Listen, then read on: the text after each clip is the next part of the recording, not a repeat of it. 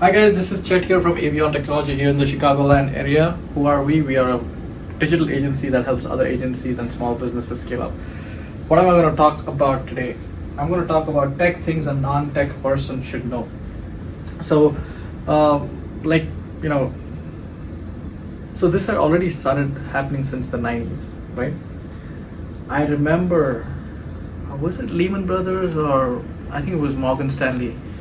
I remember their website. Oh, Salesforce. I don't know if any one of you remembers the first time Salesforce was up on the internet. Oh my God, they had the worst UI UX, right? Because everything in the 90s had like the worst UI UX. But if anyone would have asked me back then, looking at Salesforce's homepage in '98, what would be the impact of this SaaS product, I would have never been able to tell. Right? It just exploded. It created an entire economy by itself, right? I had met a lawyer in 2004. I still remember, in New York, right? And it was on Wall Street. I was working, and I just come down to eatery to have I think it was a Subway sandwich or something. And there was this guy behind me, and we started talking. And I told him I work for a technology company, and he's like, "Oh yeah, technology, And so I asked him, "Do you have a website?" And he was like, "No, I don't." And he was very proud of it. He was like, I don't get any of my business through technology. I'm not concerned about technology." I still think, I sometimes wonder what happened to him, right? Because technology is now so pervasive that if your business does not have technology working for it, someone else is using technology to take away your market share. There was a time when you were competing, especially if you're in the services business. There was a time when you were competing with like all the folks in your neighborhood, right, in your geographic location. Today you're competing with folks everywhere. And vice versa, folks everywhere are competing with you. So no longer do you know your competitors, right? No longer do you kind of bump into each other at your local chamber of commerce or at a country club, whatever. Today, the person who might be competing with you might be sitting in the Bay Area with better tools at his or her disposal. And trust me, he or she is going to take market share away from you.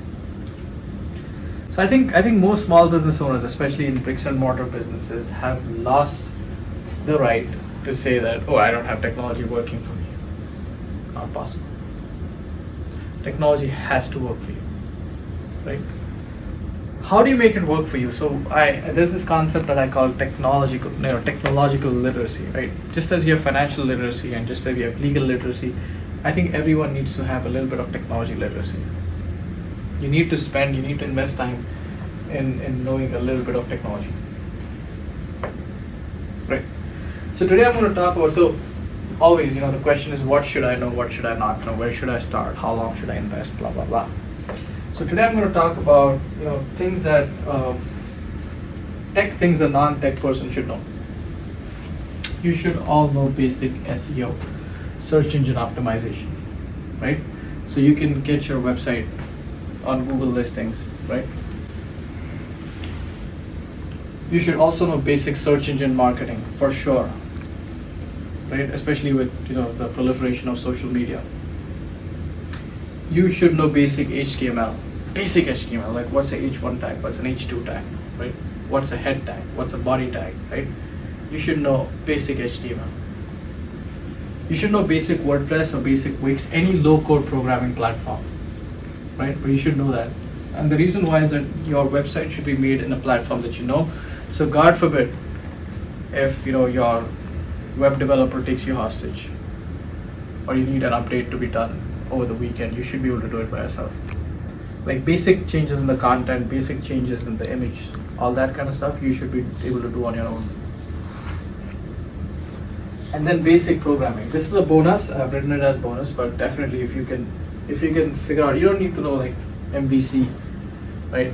model view controller, you don't need to know object oriented programming, but you need to know the basics of programming. 100%. Programming is like a language, right? When we learn French, when we learn Spanish, when we learn German, when we learn Italian, it rarely happens that you just open a book and you start reading it. You usually have to go through a month, 2, 3, 4, 5, 6. It takes up to a couple of years, right, before you become proficient in it. It's the same with programming. But when you do become proficient, you realize that it changed the way you view the world, right? Imagine if you learned Italian for 2 years and then you did go to Italy. Wow, it just changes the way you look at everything, right? So similarly, when you know programming, it gives you a level of confidence which is unbelievable, because now technology, which everyone fears, is something you no longer fear. The best way to eat an elephant is one bite at a time. The best way to confront a monster is to look at it head on. So technology, everyone gets scared because it's all this mumbo jumbo, right? It's like, but the moment you learn how to program, the moment you know the basics of it, you stop getting scared. I think it was Marie Curie, right, the famous physician who won the Nobel Prize, who said that don't fear but understand, right? Never fear but understand. So try to understand what's happening. Try to understand programming. It'll take time.